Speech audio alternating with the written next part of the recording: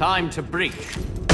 Are you in the PC gaming elite? That's great to hear, but chances are you're probably stuck inside at the moment, getting a little bit bored of your once favourite PC games and now need something new to play. That's why in this video I'm going to share with you all of my personal favourite PC games to help you beat the lockdown blues. By the time you played them all, who knows, maybe we'll all be back to the good old days. I'll leave my affiliate links to all of them listed down below if you do want to check them out for yourself. But without further ado, let's begin. First up, it's Planet Zoo. This game represents everything that's positive about gaming as a whole. It's relaxing, entertaining, informative, and it always brings a smile to your face.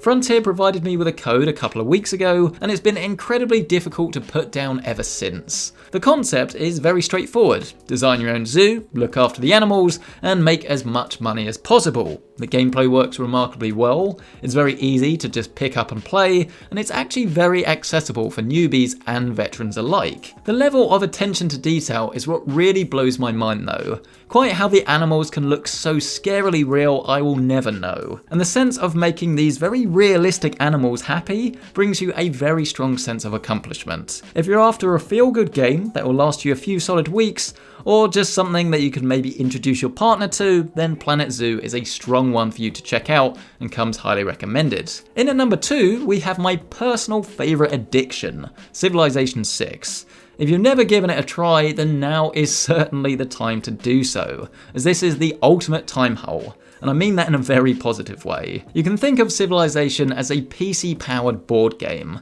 where you play out history from the dawn of evolved humanity all the way to beyond the present. Although the premise is pretty simple, learning the intricate balancing acts of growing an ever-evolving empire definitely does take quite some time to master, as even after 100 hours, I've definitely got more I could learn, but I'm always itching to dive right back in and start up another game. Civilization 6 is by far the most fun Civilization to date, as although the games can span around about 10 to 20 hours, I never feel that time has been wasted, which is something I couldn't say about the older games. And hey, when you've got nothing else but time to give at the moment, there really couldn't be a better option to lose it to. Well done, Civilization. Now next up, a game that needs very little introduction, Minecraft. Really, Marcus? Minecraft? Is that the best title you could come up with? Well, no actually, as I'm talking about Minecraft RTX. Still in beta at the time of filming, this Windows 10 version of Minecraft can now be souped up with an Nvidia RTX graphics card to deliver jaw-dropping ray-traced visuals. I've never really been a huge Minecraft guy, but this latest update has me lapping up every second I can get with it. Nvidia supplied me with a code to get started, and now I just can't wait for this to evolve and grow over time. Full path tracing, mixed with a unique blocky style, just looks incredible. And in a world that's looking a little bit bleak at the moment, isn't it great to be able to build our own? Moving across to something a little bit more dramatic, it's XCOM Chimera Squad. I've always loved the XCOM games, so when I heard about a new standalone adventure, I was in the queue immediately. Chimera Squad takes the chance-based gameplay from the first two games and adds a comic book layer of story to the fray, with some very cool breach sequences that is strangely reminiscent of Modern Warfare 2's Spec Ops. I appreciate the love and care that always goes into the XCOM games, as each one is just as replayable as the last, and the fun just never seems to end. Unique for Chimera Squad is the addition of alien squad mates, as right off the bat you're tasked with protecting the city from an unknown threat. But of course things get a lot more sinister than this as you progress. Alien squad mates bring unique powers and abilities, and swapping out members of the team brings new opportunities and ways to play. As a standalone adventure, it's priced under £20, so whether you're new to XCOM or not, it is a very easy recommendation. If you love strategy but want something a bit more laid back, then you simply must check out Tropico 6. Tropico is all about tongue-in-cheek, as you play as El Presidente, ruler over your own tropical island. It's a city builder without the cities essentially, so while you won't be making too many skyscrapers, but they are in the game, you will be building an economy, getting your tourists to arrive from abroad, and then this very quickly turns to rigging elections and making a select few people magically disappear. And this is because you need to win your votes to stay in power, and if you're not very good, then you won't last long, the people will elect you out. Unless of course you decide to rig the ballot, and then you can win whatever you want. Oh Tropico, how you make me laugh. When I'm feeling a little bit more serious though, I do of course turn to the real city builder, City Skylines. And I definitely got into this very late, as many of you will have plugged far more hours into this than me, and you'll be asking me why the hell it makes this list. But if you haven't tried it yet, then you're in for a real treat.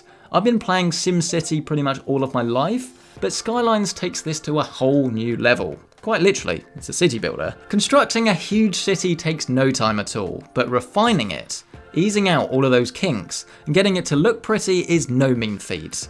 Garbage piles up, traffic stops in their tracks, fires rage out of control. Proper planning prevents piss poor performance after all, so it's time that you go and make your next city better than your last. Let's change tack a little bit though, and talk about something a bit more competitive. See, with all the extra time that we have, it's now a great chance to tackle the games with a higher learning curve than most.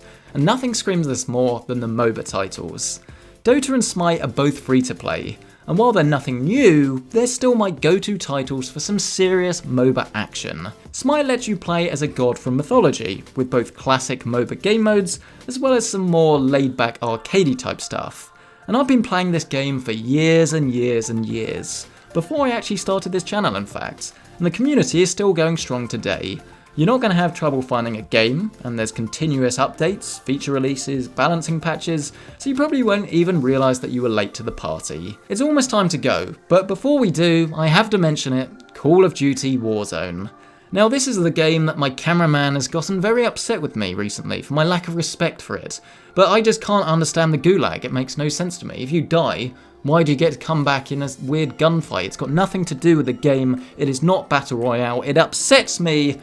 But we can't argue with the experience. It's a huge map, classic Call of Duty gameplay, complete cross-platform compatibility. If there was ever a game that you could play with all of your friends and enjoy it together, then this surely has to be it. And to be fair, I've played it a bit more now, it's started to grow on me, and as it's free to play, it's accessible to all. And so there you go. Thank you so much for checking out this video, I really appreciate it. If you've enjoyed it, please do let me know. I know we don't do too many hardcore gaming videos on this channel, it's mainly PC builds and things like that.